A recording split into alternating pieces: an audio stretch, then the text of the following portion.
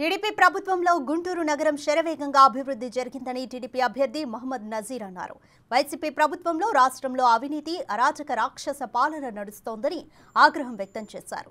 గుంటూరులో అభివృద్ధి శూన్యమంటున్న గుంటూరు తూర్పు టీడీపీ అభ్యర్థి మహమ్మద్ నజీర్తో మా ప్రతినిధి శివ ఫేస్ టు ఫేస్. ప్రస్తుతం మనం గుంటూరు తూర్పు నియోజకవర్గంలో ఉన్నాం. తూర్పు నియోజకవర్గంలో విస్తృతంగా ప్రచారం కొనసాగుతోంది. ప్రస్తుతం టీడీపీ కూటమి అభ్యర్థి నసీర్ అహ్మద్ ఉన్నారు. మరి ఏ విధంగా కొనసాగుతోంది ప్రచారం? గతానికి ఇప్పటికి వ్యత్యాసం ఏం కనబడుతోంది? ఈరోజు గుంటూరు తూర్పు నియోజకవర్గంలోని 2వ డివిజన్లో ఉన్నటువంటి అంబేద్కర్ నగర్లో పర్యటించడం జరుగుతూ ఉంది. ముఖ్యంగా ఈ ప్రాంతంలో అన్ని వర్గాల ప్రజలు కూడా నివసించేటువంటి ప్రాంతం.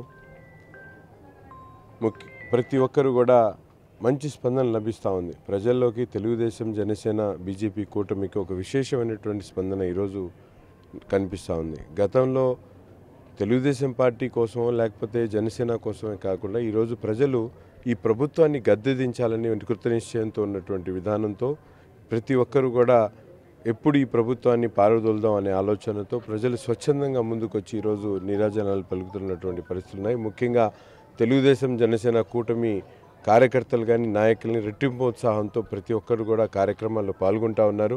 ప్రజల దగ్గరికి వెళ్తూ ఉన్నారు. రాబోయేటువంటి ప్రభుత్వంలో చేపట్టబోయేటువంటి కార్యక్రమాల గురించి వివరిస్తూ ఉన్నాం. ప్రజా దీవెనలతో తప్పకుండా రాబోయేటువంటి ఎన్నికల్లో ఈ నియోజకవర్గంలో అఖండ మెజార్టీతో గెలుస్తామని చెప్పి నమ్మకంతో ముందుకు సాగుతూ ఉన్నాం. మైనార్టీలకి కూటమిలో అన్యాయం జరుగుతూ ఉంది బీజేపీ వాళ్ళు అంటున్నారు. మైనార్టీలకు మీరు ఎటువంటి సందేశం ఇవ్వబోతా ఉన్నారు? ముఖ్యంగా జనసేన, బీజేపీ, తెలుగుదేశం కూటమి అభివృద్ధికి మారుపేరుగా నిలవబోతూ ఉంది. ఆ వర్గం ఈ వర్గం కాకుండా రాష్ట్రంలో ఉన్నటువంటి 5 కోట్ల ప్రజలకు అభివృద్ధిని సూచికగా మారేటువంటి ప్రభుత్వానికి ప్రజలందరూ కూడా పట్టం కట్టాల్సినటువంటి అవసరం ఉంది. ముఖ్యంగా మైనార్టీ వర్గాలకు చంద్రబాబు నాయుడు గారు తెలుగుదేశం పార్టీ 2014-2019 మధ్యలో కూడా బీజేపీతో కలిసి ప్రయాణం చేయడం జరిగింది. ఆ సమయంలో కూడా మైనార్టీలకు సంబంధించినటువంటి సప్లాన్ నిధులు కానీ మైనార్టీలకు ఇవ్వాల్సినటువంటి సంక్షేమ కార్యక్రమాలు ఎక్కడ కోత పెట్టినటువంటి పరిస్థితులు.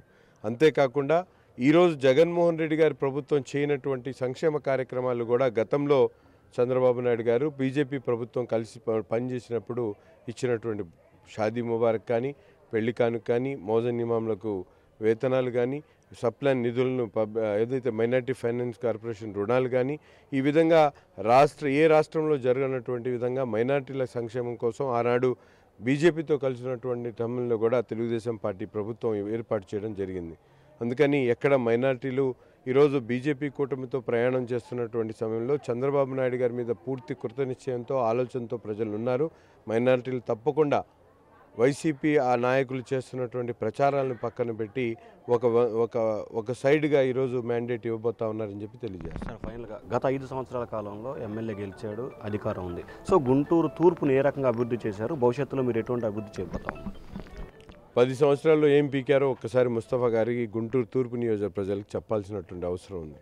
ముఖ్యంగా నగరంలో ఉన్నటువంటి ముఖద్వారాలు ఎటు నుంచి ప్రవేశించాలన్నా గుంతలమయం, ఒక్క రోడ్డు కూడా సరిగ్గా లేనటువంటి పరిస్థితులు. అలాగే గుంటూరు నగరంలో మంచినీటి కూడా సరిగ్గా సరఫరా జరగనటువంటి పరిస్థితులు ఉన్నాయి. నిన్నగాక మొన్న వాటర్ కంటామినేషన్తో 5 నుంచి 6 చనిపోయినటువంటి పరిస్థితులు.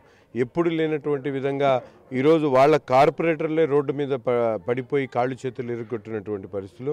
ఒక పక్కన ఉడా పార్క్ కానీ, నందివెలుగు బ్రిడ్జ్ కానీ ఈరోజు ఏం చేశారో ఒక్కసారి మేము ఇది చేశామని చెప్పడానికి ఏదైనా ఉంటే వాళ్ళు నిరూపించుకోమనండి ప్రజల్లోకి వచ్చి.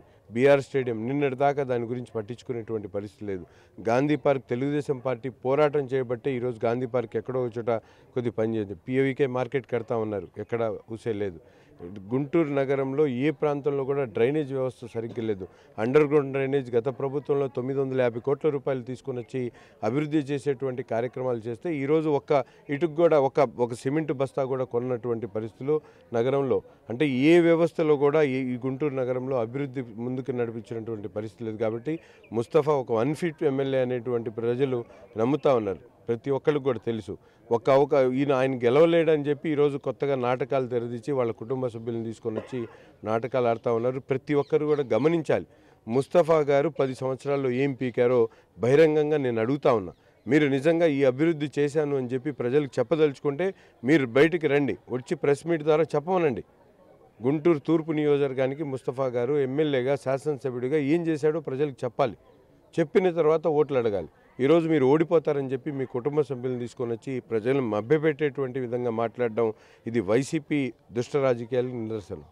సో ఇది మొత్తం మీద గత కొంతకాలంగా చూసుకుంటే 5 సంవత్సరాల కాలంలో ఒక్క అభివృద్ధి సంక్షేమ కార్యక్రమాలు కూడా చేయలేదు. గుంటూరు అంటే గుంతలూరు రోడ్డుగా మార్చిపోయిన పరిస్థితి కనిపిస్తూ ఉంది. నగరంలో ఏం అభివృద్ధి చేశారో వచ్చి చూపించాలని చెప్పి కూడా ముస్తఫాకి నజీర్ అహ్మద్ సవాల్ విసురుతున్నారు.